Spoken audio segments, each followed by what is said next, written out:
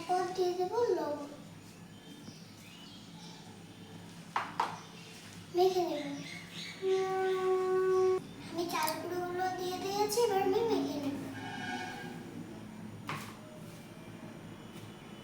তো আমাদের মাখা হয়ে গেছে। তো এবার আমি এইরকম করে দেবো, সেপ দিয়ে দেবো।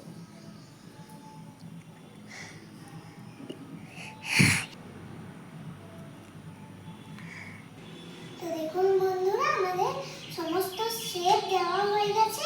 এবার আমি গ্যাসটা ধরিয়ে কড়াই তেল দিয়ে দেবো। তেলটা গরম হয়ে গেছে, এবার আমি দিয়ে দেবো।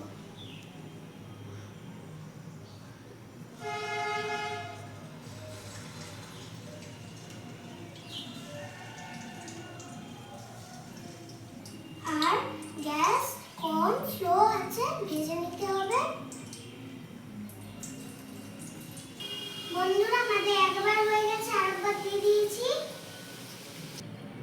তো দেখুন বন্ধুরা, আমাদের হয়ে গেছে। এই যে দেখুন, দেখুন কত সুন্দর মুচমুচে হয়েছে।